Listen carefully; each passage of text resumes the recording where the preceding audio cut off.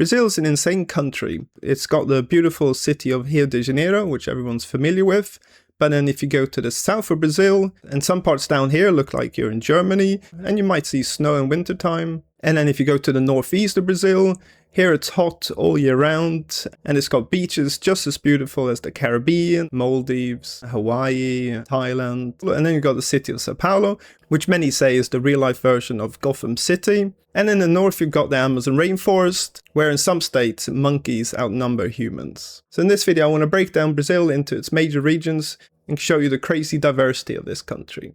And let's start with the north of Brazil. And if I had to choose one word to describe this area, it would be rainforest. And in between 70 and 80% of the land is covered by the Amazon rainforest. So this region is made up of 7 states, and the biggest state in this region is Amazonas, and this has a big city in the middle of the rainforest called Manaus, which has over 2.3 million inhabitants, and for some reason they decided this is a great place to have lots of factories making fridges, washing machines and TVs. But the roads in this region aren't the best, to put it lightly, so a lot of people, and also business transporting goods, use boats on the Amazon River to get out of the city. But if you thought Manaus was isolated, you've got another state called Amapá, and this is the only state in the whole country which doesn't have a direct highway connection to the rest of the country, and your only option is to take a boat, which can take more than a day, or catch a flight. And they say this state is a bit like Planet of the Apes, because apparently monkeys outnumber people in here. And there's also another state called Acre, which is a bit like Jurassic Park,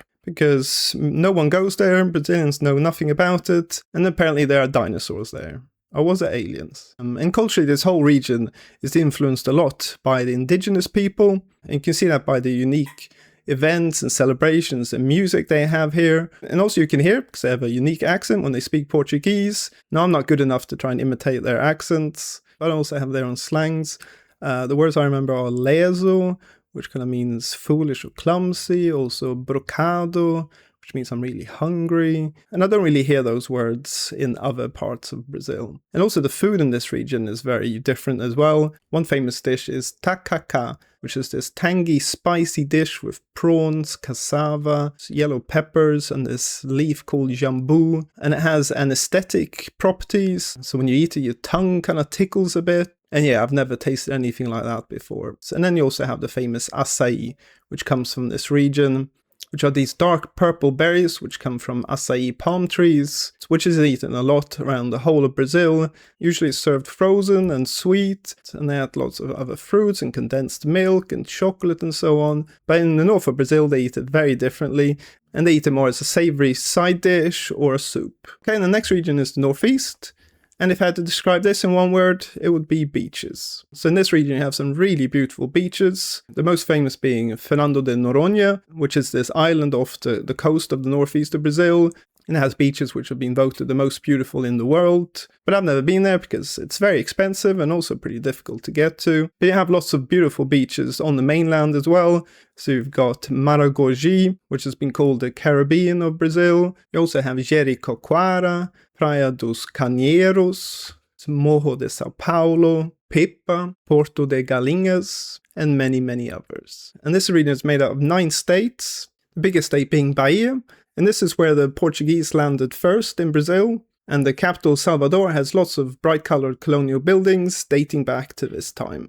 And it was in Salvador that Michael Jackson filmed his music video, They Don't Care About Us. And also Salvador used to be the capital of Brazil before it got moved to Rio de Janeiro and now Brasilia. And then another very famous area in this region is the Lençóis Maranhenses. Hopefully I said that correctly. And this is a national park, and it's covered in these white sand dunes and crystal clear freshwater lagoons. And this is so unique and beautiful, and if you have the chance to go here, you won't regret it. And in terms of the culture, this region has a completely different culture to the north of Brazil. So this region here is influenced a lot by the Portuguese and also from Africa due to the historical slave trade.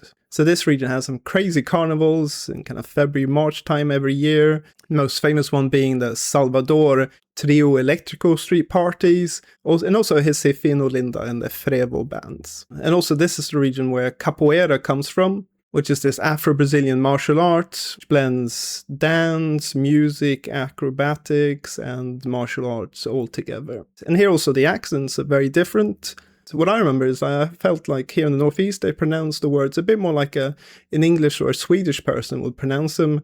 So for example, day, which is spelled D-I-A. At the beginning when I was learning Portuguese, I would say dia, which kind of an English or Swedish person would pronounce it.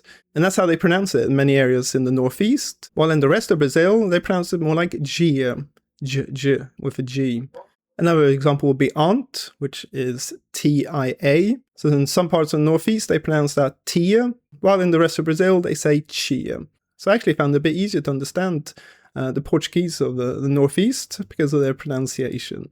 And in terms of the food, one of the dishes I really like is moqueca baiana. It's this dish made of coconut milk, fish, red peppers, tomatoes, and it's very good. And then also another very famous food that comes from this region is tapioca. And they make little pancakes out of it, put cheese and some other things in it, and it's also very good. And then you've got central west of Brazil, and if I had to choose one word to describe this region, it would be agriculture. And this region is just full of farms, lots of cattle ranches, and lots of fields growing soya beans, corn, and cotton. One thing that surprised me was that a lot of the farmers here are quite rich. So the big farmers, they can make a lot of money growing these crops or raising cattle, and then they export a lot of this to China and many other countries. And that's very different to Europe, where you don't really have many rich farmers. Most of them have a pretty tough time. So this region is made of 3 states and a federal district area. And the biggest state in terms of landmass is Mato Grosso, which is made up of these large farms, but also an area called Pantanal, which is the world's largest tropical wetland. And here you can see lots of cute capybaras and also lots of jaguars and caimans. And then right in the middle of all these farms and wilderness, you've got the capital city of Brazil, Brasilia.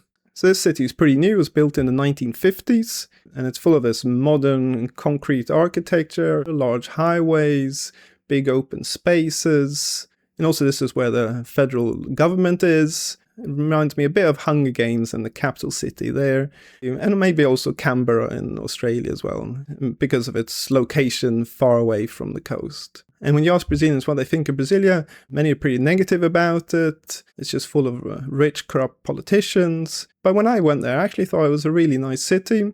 And actually, the majority of people I spoke to who live there, they said they really liked the city. And then in terms of the culture of the area, so kind of excluding Brasilia, there's a mix between kind of indigenous and a cowboy culture.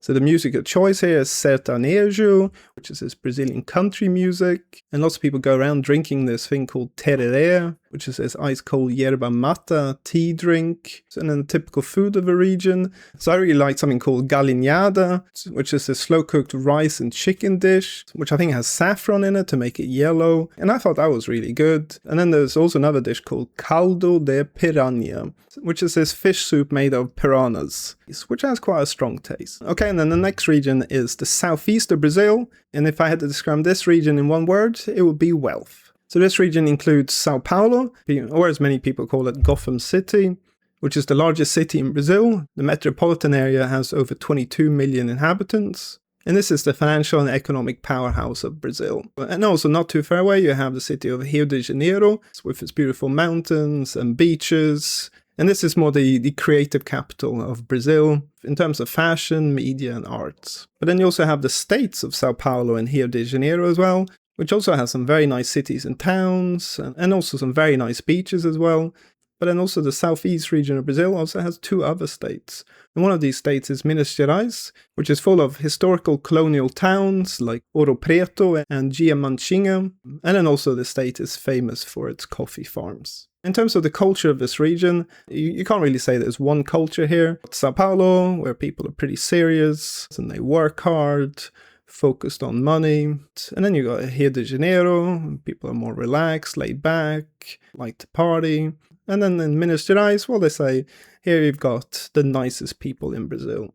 In terms of accents and so on, well, the Cariocas from Rio de Janeiro, because they sound a lot like the Portuguese from Portugal, where they use the sh noise a lot. So, for example, the number 2, in most of Brazil, they say dois, but in Rio de Janeiro, they say dois. And in terms of party, which is festa, it becomes festa. Now, I'm probably not doing a very good example, but I think you get the picture. And in Sao Paulo, it's a lot more neutral. And in Minas Gerais, well, apparently they have the most charming accent in the whole of Brazil. Oi, me, Ovo. 11. Litro de leite. Quilo de carne. And in terms of the food, it's difficult to nail down specific dishes for each of these areas, but I ate a lot of feijoada in Rio de Janeiro, and in Sao Paulo I had some really good mortadella and baru sandwiches. And in Minas Gerais, they just drink coffee and eat cheese bread. Okay, and the final region is the south, and if I had to choose one word to describe this region, it would be Europe. So this region received a lot of European immigrants in the 1800s and the 1900s, so lots of Germans, Italians, Polish, Ukrainian, and many others. And as a result of this, you have lots of towns with European architecture, and so you can kind of walk around and kind of imagine that you're in Europe sometimes. And the three states in this region are Rio Grande do Sul, Santa Catarina, and Paraná. So Santa Catarina is the state that everyone wants to live in because it has so many nice beaches. It's pretty affluent with good industry and pretty safe as well. And then you have Rio Grande do Sul, which is full of gauchos, cowboys. Unfortunately, it doesn't have beautiful beaches, but it does have a very nice countryside, especially the Serra, the mountain region, where you have the cities of Gramado and Canela. And then you've got the state of Paraná, which has okay beaches. They're not as nice as Santa Catarina, apart from maybe Ilha do Mel, but its countryside is very beautiful, just like Santa Catarina and Rio Grande do Sul. And also I really like its capital city, Curitiba, which is very organized, affluent and safe. And then also Paraná has Foz de Iguaçu, which are some of the biggest waterfalls in the world, and has been named one of the 7 natural wonders of the world. And then the south is the only region that gets really cold in winter. So in the mountainous areas here in the south, temperatures can fall below 0 degrees Celsius, and sometimes it snows. So in terms of the culture, yeah, this is influenced a lot by the Europeans. And so, like I said, you can see that in the architecture and also in the people and how they pronounce things. So here, for example, they say bulldog, which is cachorro. That's how most Brazilians pronounce it. But here in the south, in some areas, they pronounce it cachorro. So they make a very strong R pronunciation. And in terms of food, the big one is barbecues. People are obsessed about barbecues here.